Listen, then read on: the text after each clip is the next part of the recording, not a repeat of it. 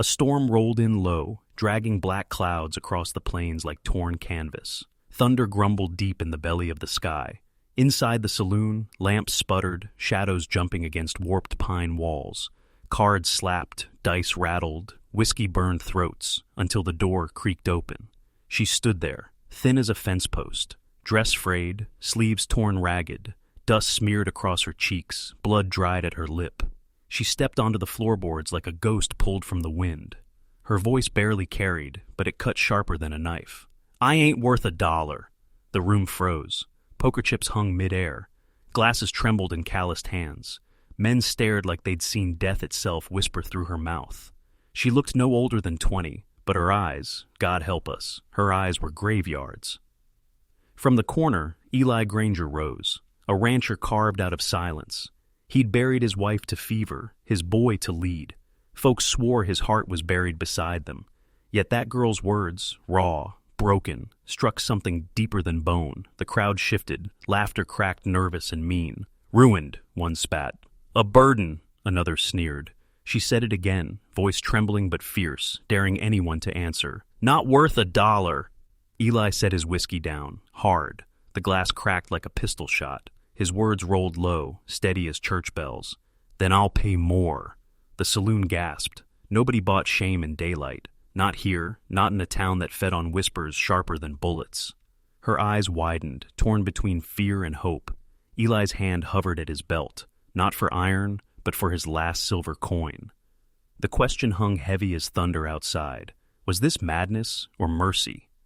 "Tell me, would you gamble your name to save a stranger? Like, if you'd stand tall?" Subscribe if you want the rest of Eli Granger's story. The storm had passed, but inside Eli Granger the clouds never cleared. Folks remembered him as a hard man, but once, long ago, he'd been soft. A dreamer. He wanted cattle rolling like waves across the prairie, and Clara, his wife, humming low by the fire. That dream died quick. Cholera took Clara. Border raiders took his boy, Thomas. After that, Eli didn't just fence his land, he fenced his soul. So when the girl stumbled into that saloon, skin pale, bones sharp as winter branches, he saw more than a stranger. He saw ghosts. He saw everything he'd buried. Her name came out cracked, like it hurt to speak. Sarah. She'd run from a man who branded her like property, a man who dragged her across counties for labor, liquor, and worse. She didn't name the scars, but they showed in the way her hands shook, in the way she never held anyone's gaze for long. "I'm not worth $1, she muttered again. Not for pity, but because that's what life carved into her. Her worth stomped flat like dying embers. Eli stood before her, jaw tight, eyes hollow. He could turn away, let the town laugh, and she'd be swallowed whole. Or he could step forward, and every wolf in the county would scent blood. The crowd leaned in, hungry for spectacle. Not one soul expected salvation. Eli broke the silence with just a whisper. "You'll have shelter." He didn't ask if she wanted it. He just gave it. But out west, mercy was a mark. Men who profited on pain didn't let kindness ride long. Wind clawed across the prairie, rattling the old wooden barn like it knew something wicked was coming. Nights on Eli's ranch were quiet. Too quiet. But Sarah's screams broke the silence. Coyotes howled, echoing her terror, tangled with dreams she couldn't outrun.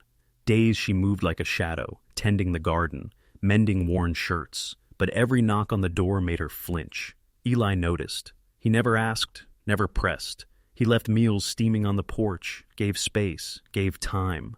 That was his way, quiet, guardianship born of loss. Then came the dust. It rose sharp on the horizon, a cloud carrying menace. A rider appeared, broad-shouldered, mean-eyed, reeking of whiskey and smoke. Caleb, her so-called husband. "Ain't worth $1, he sneered, "but she's mine all the same." He carried papers that could bend law to his will. And the town, it was ready to look the other way.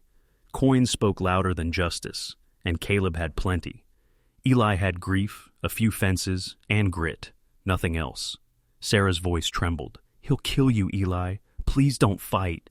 Eli didn't answer. Silence was louder than any oath. That night, Caleb's men circled the ranch like wolves, firing into the air. The fences shivered. Sarah huddled by the window, whispering to herself, "I'm not worth it." Eli's words cut through the fear. Don't tell me what's worth saving. The town watched, buzzing. Would a grieving rancher stand alone against gold, guns, and greed? Or would mercy die on the prairie, crushed by power? What would you do if the law favored wealth over truth? Hit, like if you'd face the storm anyway, and subscribe to see if Eli's stand can survive the night. Lightning split the sky, but the real strike came from Caleb. Flames ripped through Eli's barn, claws of fire clawing the night, cattle screaming in terror. Smoke swallowed the air. Sarah ran barefoot, coughing, choking, heart pounding.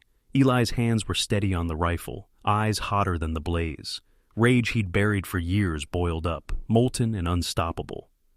But the fire was just the start. Caleb cornered Sarah, dragging her toward his horse.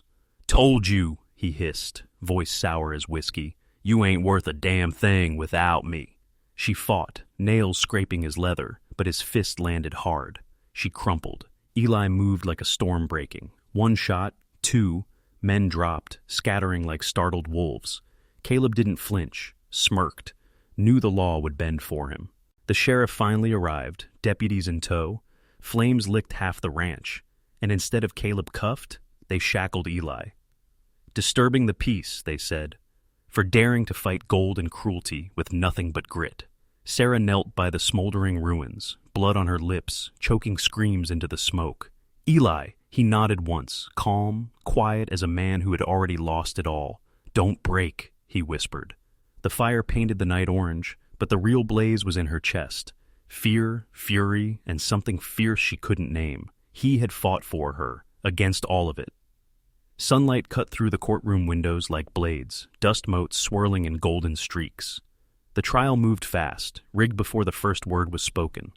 Caleb sat smug in the front row, silver glinting from his vest, a predator sure of victory. Eli stood bound, weathered hands steady, eyes like flint. The judge's gavel weighed heavy in the air, heavier than any noose. Witnesses lied, coins changed hands. The sheriff nodded along. The town leaned in, some with grim curiosity, others with quiet disgust. But Eli said nothing. Only the chains clinked when he shifted his weight, silent defiance in every line of his face. Sarah stepped forward, bruised, exhausted, but unbroken. The room hissed. What weight did a girl's word hold? She looked at Eli. He gave no plea, only a nod, a quiet anchor. "My nights were chained," she said, voice trembling yet burning. "My scars hidden under my sleeves, and he told me I was worth less than $1.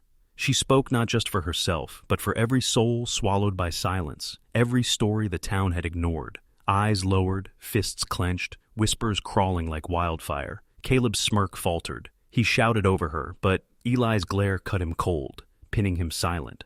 The judge tried to gavel it down, but the crowd shifted, restless. A farmer stood. Another. Mothers, fathers, widows. They muttered, then shouted, voices joining like wind behind a storm. Then Caleb struck Sarah, a blow meant to silence truth.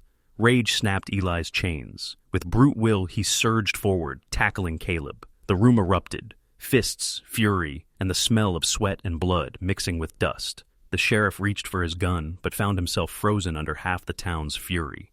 Eli's fist spoke decades of silence. Caleb hit the floor, pride shattered, bleeding. The courtroom fell still. The gavel cracked, but no one cared. The tide had turned. Smoke curled from the ruins of Eli's barn, painting the sky in streaks of orange and gray. The town stood silent as Caleb was hauled out, not by law, but by the people. Chains bit his wrists. The sheriff, trapped in the eyes of the crowd, backed down. His badge glinted, useless against a town that had finally chosen. Justice leaned toward the broken, not the rich. Eli stepped forward, scarred and weary. Ashes clung to his boots, cuts marked his hands, and his cattle were scattered across the prairie. Yet, he stood taller than he had in years. Shoulders squared, spine unbroken, Sarah approached, eyes wet, voice trembling. "I'm not worth $1, she whispered, the same words that once shackled her soul. Eli bent close, voice low, steady, full of quiet fire. "Then you're worth everything." Weeks passed. The town buzzed, gossip like wind through dry grass. Some called Eli a fool, some called him a hero. But beneath the chatter, something shifted. Eyes lingered on the broken, the poor, the forgotten. Maybe worth wasn't measured in silver after all. Sarah stayed, not as charity, but by choice. She worked the land, mended what remained, and slowly laughter returned. First faint, then louder, brighter. Eli found in her a reason to mend fences in his own heart. Two souls, scarred but standing, stitched together by fire, pain, and stubborn hope. The plains rolled on, indifferent as ever. Coyotes howled, dust storms came, but here, on this ranch, there was light again, a small miracle born of courage and mercy. And the question lingered, whispering across porches, across fields. If someone whispered they weren't worth $1, would you prove them wrong? Like if you'd fight for someone's worth and subscribe to see how the West honors courage,